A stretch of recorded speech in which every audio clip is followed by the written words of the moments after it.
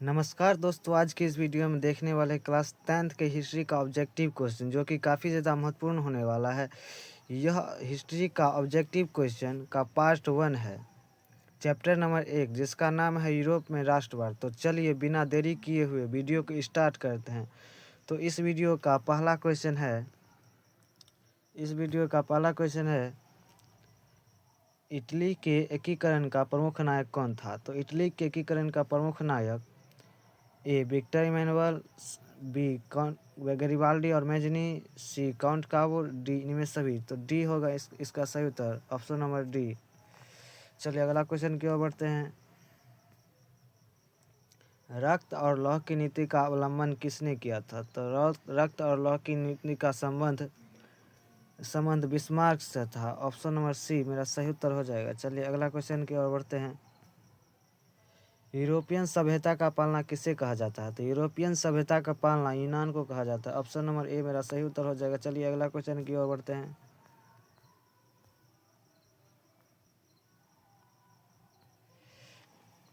चार number question है, प्रथम जेनेवा कन्वेंशन कब हुआ था। तो प्रथम जेनेवा कन्वेंशन 1864 ईस्वी में, लेकिन बीबीडी गाइड के ग्रुप ने टाइपिंग करने में थोड़ा मिस्टेक कर दिया होगा, इसलिए 1964 यहाँ पर दिया हुआ है। तो चलिए अगला क्वेश्चन की ओर बढ़ते हैं। इसका ऑप्शन नंबर बी सही उत्तर हो जाएगा। चलिए अगला क्वेश्चन की ओर बढ़ते हैं। पाँचवा नंबर क्वेश्चन है, इटली का एकीकरण कब पूर्ण हुआ। तो इटली का एकीकरण 1871 ईस्वी में पूर्ण हुआ था। तो चलिए अगला क्वेश्चन की ओर बढ़ते हैं। लुई फिलिप किस देश का शासक था। तो लुई फिलिप फ्रांस का शासक था। ऑप्शन नंबर बी मेरा सही उत्तर हो जाएगा। चलिए अगला क्वेश्चन की ओर बढ़ते हैं। बोहेमिया निम्न में से किस देश के अधीन था। तो बोहेमिया निम्न में से ऑस्ट्रिया का अधीन था। ऑप्शन नंबर ए सही उत्तर हो जाएगा। चलिए अगला क्वेश्चन की ओर बढ़ते हैं। आठ नंबर क्वेश्चन है, निम्न में से कौन मित्र राष्ट्र के गुट में शामिल नहीं था। तो निम्न में से मित्र राष्ट्र के गुट में जर्मनी शामिल नहीं था। ऑप्शन नंबर बी मेरा सही उत्तर हो जाएगा। चलिए अगला क्वेश्चन की ओर बढ़ते हैं। 9 नंबर क्वेश्चन है, सार्डिनिया का राजा कौन था। तो सार्डिनिया का राजा विक्टर इमैनुअल द्वितीय था। ऑप्शन नंबर ए मेरा सही उत्तर हो जाएगा। चलिए अगला क्वेश्चन की ओर बढ़ते हैं। 10वां नंबर क्वेश्चन है, जर्मन राइन राज्य का निर्माण किसने किया था। तो जर्मन राइन राज्य का निर्माण नेपोलियन बोनापार्ट ने किया था। ऑप्शन नंबर ए सही उत्तर हो जाएगा। चलिए अगला क्वेश्चन की ओर बढ़ते हैं। फ्रांसीसी क्रांति कब हुई थी। तो फ्रांसीसी क्रांति 1789 में हुआ था। ऑप्शन नंबर ए सही उत्तर हो जाएगा। चलिए अगला क्वेश्चन की ओर बढ़ते हैं। मेजनी का संबंध किस संगठन से था। तो मेजनी का संबंध कार्बोनरी से था। ऑप्शन नंबर बी सही उत्तर हो जाएगा। चलिए इसी के साथ अगला क्वेश्चन की ओर बढ़ते हैं। हिंगेल किस देश का दार्शनिक था। तो हिंगेल जर्मनी का दार्शनिक था। ऑप्शन नंबर सी सही उत्तर हो जाएगा। चलिए अगला क्वेश्चन की ओर बढ़ते हैं। 14 नंबर क्वेश्चन है, कोसूद का संबंध किस देश से है। तो कोसूद का संबंध हंगरी से है। ऑप्शन नंबर डी सही उत्तर हो जाएगा। चलिए अगला क्वेश्चन की ओर बढ़ते हैं। 15 नंबर क्वेश्चन है, लाल कुर्ती नामक संगठन का गठन किसने किया था। तो लाल कुर्ती नामक संगठन का गठन खान अब्दुल गफ्फार खान ने किया था। ऑप्शन नंबर बी सही उत्तर हो जाएगा। चलिए अगला क्वेश्चन की ओर बढ़ते हैं। निम्न में से किस सम्मेलन में जर्मनी की क्षतिपूर्ति राशि को कम कर दिया गया। तो निम्न में से लॉसने की सम्मेलन को क्षतिपूर्ति राशि कम कर दिया गया। ऑप्शन नंबर डी सही उत्तर हो जाएगा। चलिए अगला क्वेश्चन की ओर बढ़ते हैं।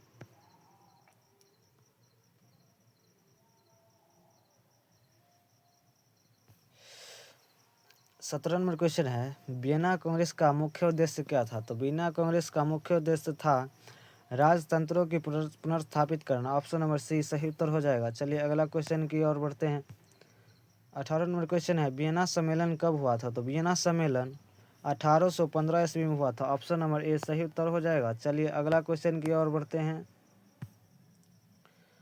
काउंट काबूर को विक्टर इमैनुअल ने किस पद पर नियुक्त किया? तो काउंट काबूर को विक्टर इमैनुअल ने ऑप्शन नंबर सी प्रधानमंत्री पर नियुक्त किया था। ऑप्शन नंबर सी सही उत्तर हो जाएगा। चलिए इसी के साथ अगला क्वेश्चन देखते हैं। 20 नंबर क्वेश्चन है, जालवेरिन संबंधित था। तो जालवेरिन संबंधित था व्यापारियों से। ऑप्शन नंबर बी सही उत्तर हो जाएगा। ऑप्शन नंबर बी सही उत्तर हो जाएगा। चलिए अगला क्वेश्चन की ओर बढ़ते हैं।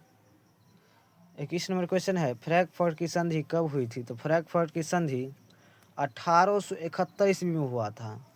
ऑप्शन नंबर डी सही उत्तर हो जाएगा। चलिए अगला क्वेश्चन की ओर बढ़ते हैं। 22 नंबर क्वेश्चन है, इटली के एकीकरण में किसका संबंध नहीं है? तो इटली के एकीकरण में बिस्मार्क का संबंध नहीं है। इटली के एकीकरण में मेजनी का संबंध है, काउंट काबूर का संबंध है और गरीबाल्डी का संबंध है। चलिए अगला ऑप्शन नंबर ए इसका सही उत्तर हो जाएगा। चलिए अगला क्वेश्चन की ओर बढ़ते हैं। 23 नंबर क्वेश्चन है, इटली और जर्मनी के एकीकरण के विरुद्ध निम्न में से कौन था? तो इटली और जर्मनी के एकीकरण में विरुद्ध ऑस्ट्रिया था। ऑप्शन नंबर सी सही उत्तर हो जाएगा। चलिए अगला क्वेश्चन की ओर बढ़ते हैं। जर्मनी के एकीकरण का प्रमुख वास्तुकार कौन था? तो जर्मनी के एकीकरण का प्रमुख वास्तुकार बिस्मार्क था। ऑप्शन नंबर डी सही उत्तर हो जाएगा। चलिए इसी के साथ अगला क्वेश्चन भी देख लेते हैं। 25 नंबर क्वेश्चन है, जर्मनी के एकीकरण के लिए कौन उत्तरदायी था? तो जर्मनी के एकीकरण के लिए बिस्मार्क उत्तरदायी था। तो चल ऑप्शन नंबर बी सही उत्तर हो जाएगा। चलिए अगला क्वेश्चन की ओर बढ़ते हैं।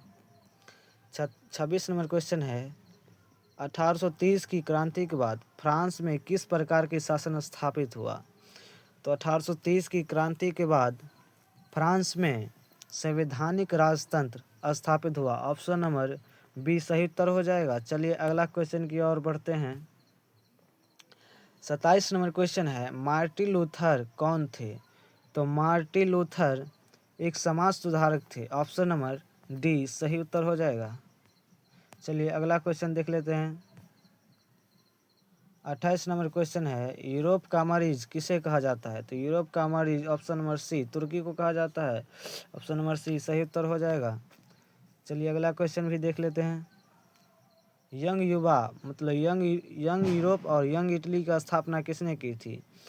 तो यंग यूरोप की स्थापना और यंग इटली का स्थापना मेजनी की थी। ऑप्शन नंबर बी सही उत्तर हो जाएगा।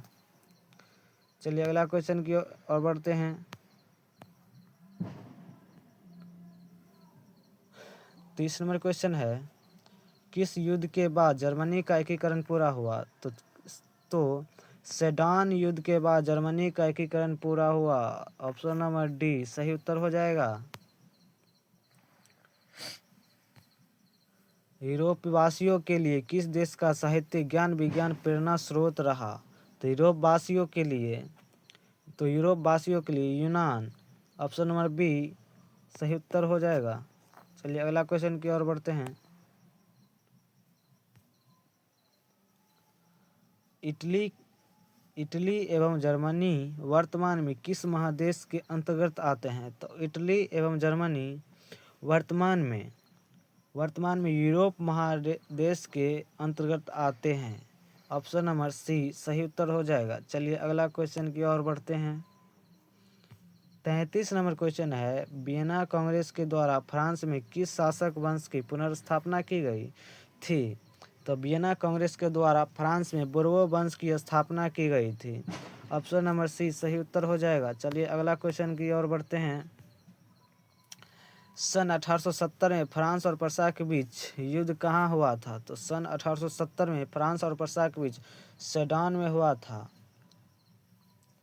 ऑप्शन नंबर ए सही उत्तर हो जाएगा। चलिए अगला क्वेश्चन की ओर बढ़ते हैं।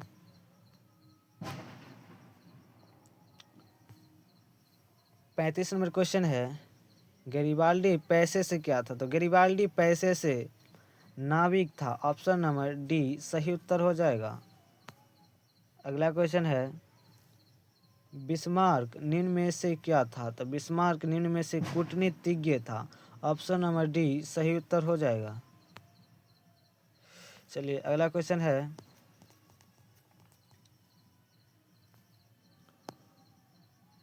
अगला क्वेश्चन है 37 नंबर क्वेश्चन कह रहा है, 1829 ईस्वी की एड्रियानोपुल की संधि किस देश के साथ हुई थी? तो 1829 की एड्रियानोपुल की संधि तुर्की के साथ हुई थी। Option number A right answer हो जाएगा। तो चलिए अगला क्वेश्चन की ओर बढ़ते हैं। चार्टिस्ट आंदोलन कहाँ संपन्न हुए? तो चार्टिस्ट आंदोलन इंग्लैंड में संपन्न हुए थे। ऑप्शन नंबर डी सही उत्तर हो जाएगा। चलिए अगला क्वेश्चन देख लेते हैं। नव गुएल्फ आंदोलन कहाँ हुआ था? तो नव गुएल्फ आंदोलन इटली में हुआ था। ऑप्शन नंबर ए सही उत्तर हो जाएगा। चलिए अगला क्वेश्चन की ओर बढ़ते हैं। 40 नंबर क्वेश्चन है, कार्बोनरी की स्थापना किस वर्ष हुई थी? तो कार्बोनरी की स्थापना 1810 ईस्वी में हुआ था। ऑप्शन नंबर ए सही उत्तर हो जाएगा। चलिए अगला क्वेश्चन की ओर बढ़ते हैं। नेपोलियन संहिता किस वर्ष लागू हुआ था? तो नेपोलियन संहिता 1804 ईस्वी में लागू हुआ था। इसमें कुल 5 कोड थे। ऑप्शन नंबर डी सही उत्तर हो जाएगा। वियना कांग्रेस में कौन राष्ट्र सम्मिलित नहीं था? तो वियना कांग्रेस में जर्मनी सम्मिलित नहीं था। Option number D right answer हो जाएगा। 43 नंबर क्वेश्चन है, यूनान के स्वतंत्रता संग्राम में किसकी पराजय हुई? तो यूनान के स्वतंत्रता संग्राम में तुर्की की पराजय हुई। ऑप्शन नंबर बी इसका राइट आंसर हो जाएगा। 44 नंबर क्वेश्चन है, यूरोपीय सभ्यता का पालना किसे कहा जाता है? तो यूरोपीय सभ्यता का पालना यूनान को कहा जाता है। ऑप्शन नंबर डी सही उत्तर हो जाएगा। चलिए अगला क्वेश्चन की ओर बढ़ते हैं। वियना कांग्रेस में पवित्र संघ की योजना किसने प्रस्तुत की? तो वियना कांग्रेस में पवित्र संघ की योजना रूस ने प्रस्तुत की थी। ऑप्शन नंबर ए इसका राइट आंसर हो जाएगा। चलिए अगला क्वेश्चन की ओर बढ़ते हैं। 46 नंबर क्वेश्चन है, जर्मनी के एकीकरण के लिए बिस्मार्क ने कितने युद्ध किए थे? तो जर्मनी के एकीकरण के लिए बिस्मार्क ने 3 युद्ध किए थे। ऑप्शन नंबर सी इसका सही उत्तर हो जाएगा। चलिए अगला क्वेश्चन की ओर बढ़ते हैं। 1789 की फ्रांसीसी क्रांति के समय वहाँ किस राजवंश की शासन था? तो फ्रांसीसी क्रांति के समय फ्रांस में बुर्बो राजवंश की शासन था। ऑप्शन नंबर सी सही उत्तर हो जाएगा। चलिए अगला क्वेश्चन की ओर बढ़ते हैं। 48 नंबर क्वेश्चन है, किस संधि द्वारा स्वतंत्र यूनान राष्ट्र की स्थापना हुई? तो कुस्तुनतुनिया की संधि द्वारा स्वतंत्र राष्ट्र यूनान की स्थापना हुई। ऑप्शन नंबर बी इसका राइट आंसर हो जाएगा। चलिए अगला क्वेश्चन देख लेते हैं। 49 नंबर क्वेश्चन है, मेटरनिख कौन था? तो मेटरनिख ऑस्ट्रिया का चांसलर था। ऑप्शन नंबर ए इसका राइट आंसर हो जाएगा। चलिए अगला क्वेश्चन की ओर बढ़ते हैं। प्रसा का शासक कौन था? तो प्रसा का शासक विलियम प्रथम था। ऑप्शन नंबर डी इसका राइट आंसर हो जाएगा। चलिए अगला क्वेश्चन की ओर बढ़ते हैं। सेडौन के युद्ध में किसकी पराजय हुई थी? तो सेडौन के युद्ध में ऑस्ट्रिया की पराजय हुई थी। ऑप्शन नंबर सी इसका राइट आंसर हो जाएगा। किस संधि द्वारा जर्मनी का एकीकरण पूरा हुआ? तो फ्रैंकफर्ट की संधि द्वारा जर्मनी का एकीकरण पूरा हुआ। ऑप्शन नंबर डी इसका राइट आंसर हो जाएगा। अगला क्वेश्चन है, नेपोलियन ने किस संघ की स्थापना की? तो नेपोलियन ने राइन संघ की स्थापना की थी। ऑप्शन नंबर सी।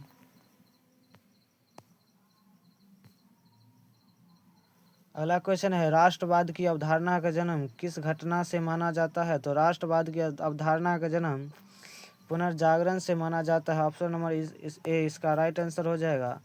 तो चलिए इसी के साथ हम अगला वीडियो में फिर मिलेंगे।